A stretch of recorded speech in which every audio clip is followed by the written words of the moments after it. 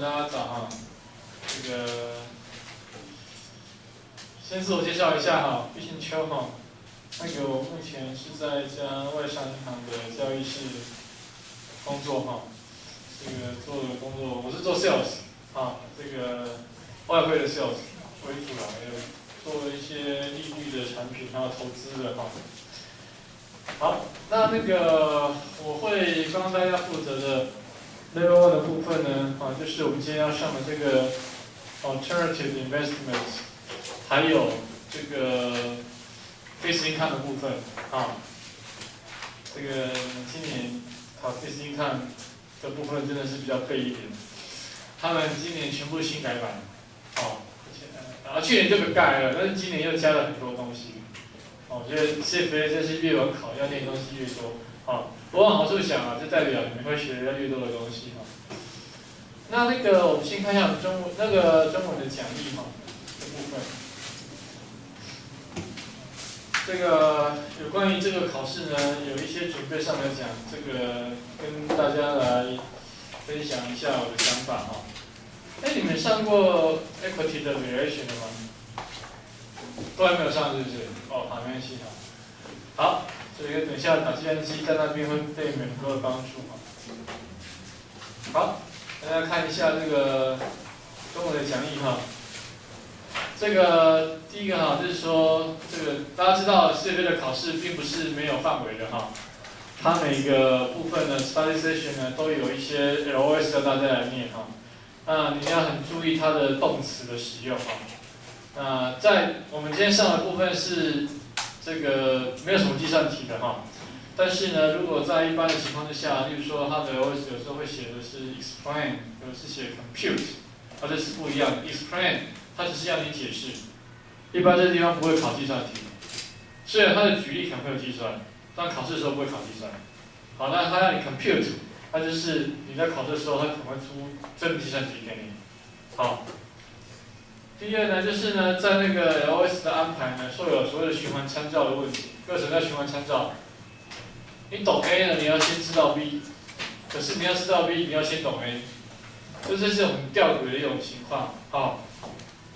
那个，所以这必须要整个课程都念完，你 A、B 都念过了之后，你才能够去彻底的了解所以有时候，不过你们不用担心因为你们有来上课所以呢，我想这个上课的老师呢都会给你们提醒，这部分呢，你现在看不懂没关系，因为呢，我们之后的课程会讲一遍，那时候我就会放更清楚然后呢，这我一般来讲因为各位这考试一个很令人可能很沮丧的点就是它都是考英文的很多人觉得这个很烦可是我告诉你，你应该感到很高兴是考英文的。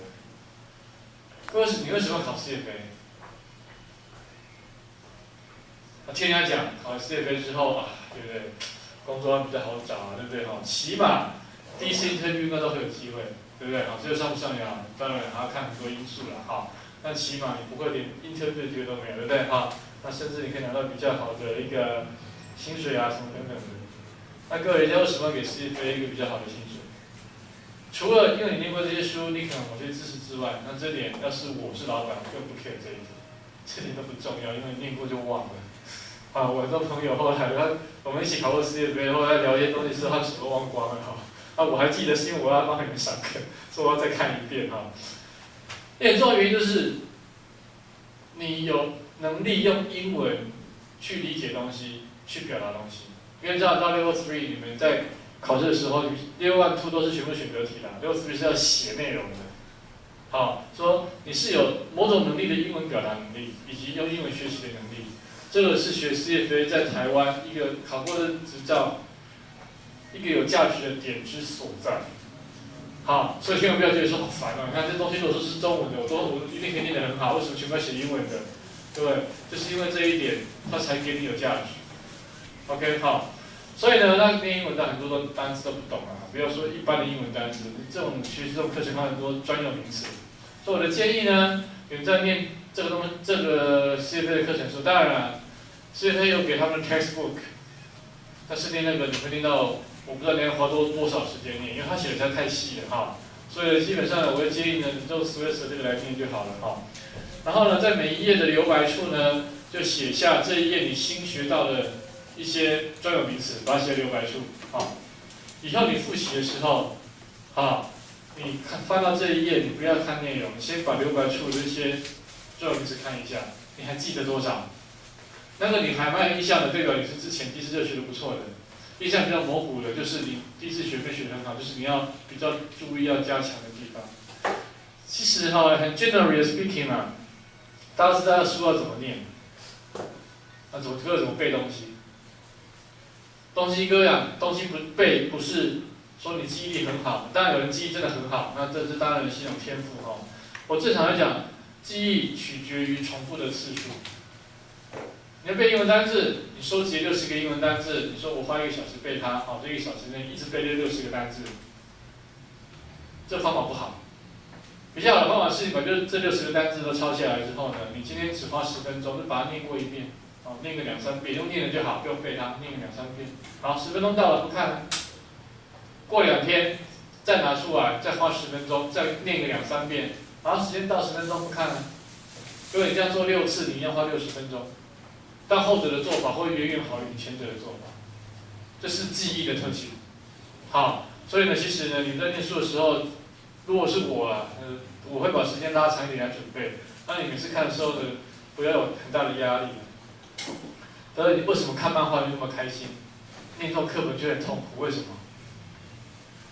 一个很大的原因是因为你看漫画面会考试。如果今天看漫画也要考试，你看漫画一样不开心。OK， 所以呢，基本上呢，你又要学习，要有东西背起来，你会有压力。好像事实上你不要这样做。我有朋友，他大学考第1志愿的，台大财经系。我就问他怎么念书的，他说他念东西从来不背，他没有背这个概念，所以你不会有压力。他就是很认真的看，他没有在背，他不觉得他在背。不过人家历史地理看了25遍，好，等你有这种。你发这种功夫之后呢，你不背也背起来了。好，所以其实念书要愉快哈，要有方法哈。好，第4点就是呢，你做题目呢，这题目你做完之后呢，你答对，而且你知道你会做的，就写个圈。你不是很有把握，但是你猜，但是后来你猜答案是对的，写个3角形。不管如何，你会粗心错的，或者是一个人不会就打个叉。这会帮助你以后在复习的时候知道哪些是你要重新看的重点。OK， 好，好，那现在是善用计算机的功能哈。计算机各位知道，我想应该没有人不是用这一台了哈。应该 HP 的我也帮不了你们忙哈，我是用这一台。这计算机呢，跟一般我们用的计算机不一样哈，有些功能呢是要特别跟你提醒的哈。这边你听一下，各位你要知道，你们6万180分钟要做120题，所以其实速度很重要。速度的一个很重要的重点在于，谁计算机打越少，谁就越容易过。各位，你可以想象一下哈，你现在打计算机在做什么事？你一般在写题目就是题目，然后笔嘛，对不对？哈，写。哎，需要打计算机了，你需要做个动作，伸你的手去把计算机拿过来。好，要把它清空 clear 嘛，对不对？好，开始打。打完之后呢，把计算机放一边，然后再写答案。如果这个题目有很多数字要算，你可能要把从中间的一个过程呢，答案先写下来，好，计算机放一边，笔写一写，计算机再拿过来，算第2个 item， 放过去再写，第3个 item 放过去再写，最后把这 item 全部加在一起。各位，你光是拿计算机拿来拿去，就花了好几秒。这个一个题目多花好几秒，你120题，你可能要多花几分钟，你的时间全部都是在拿计算机了。而且各位还怎么样？你如果计算机呢，你打错，你打完，你发现你打错的答案上面都没有，你怎么办？好，再打。哇，我是写1还是7啊？各位，我下礼拜跟下下礼拜我会帮你们上 Fixed Income， 请务必带 Swayze 来，因为基本上我上课我只讲 Swayze， 我不会讲中文。这部分比较特别，因为它没有什么计算，那都是纯文字的描述。所以我在想说，算了，我就帮大家翻一翻啊。好，所以基本上这是英文的翻译，好，几乎是这个样子的。好，那这部分反正这个都是用看的哈，这个没有什么计算的部分。但是 Fixed Income 部分我会全部都讲 Swayze 哈，因为他讲过，我一定要带你们熟悉看英文。好，这个很重要。好，那我们这个除了看一些题目以外呢，这个我们就是看中文就好。好，来先看这个什么叫替代性的投资哈。不过其实你要了解，你学习事物最重要是要对定义有了解。你东西如果学不好，我可以几乎可以笃定讲，因为你对事物的定义，你没有下足够的功夫去理解它。各位问个最基本的问题：什么是经济学？世界学，这就是一个经济学的议题。好，但是各经啊，总体讲的是分配。所以呢，你必须要了解定义，你才能够知道怎么样的去做好学习。像什么叫钱？各位，钱是什么？钱的定义是什么？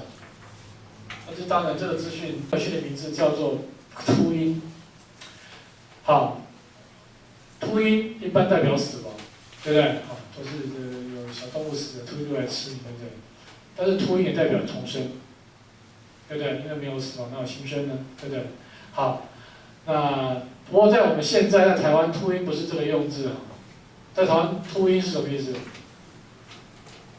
大家知道吗？比如说，我知道这公司呢有不可告人的秘密，就是说业绩其实在大幅衰退，大家都不知道，对不对？我就先放空股票，然后就打电话给一周刊，我告诉你，这公司已经被掏空了，大家就吓到，然后马上去这个金管会就去查，果然被掏空，股价就狂跌嘛。你先放空了，你就赚钱了，所以这种叫秃鹰。好，先放空股票，然后再散播不利的消息，不管是真的是假的，让公司股价下跌。因此获利，这叫秃鹰。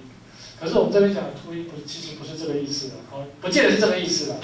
好，虽然有时候可能是恶意的，我就明明知道你怎么做会变得更好，我告诉你，等你惨到不能再惨之后，我再来介入，再把你救起来，这可能是某种秃鹰的行为。OK 好。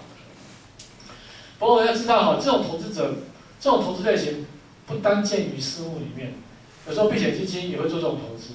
好，所以其实呢。这个有时候你要做这种基金的分类，有时候不是那么清楚的。好 ，OK。好，我们先休息一下好了哈，我们就40分再继续。OK， 好，那休息。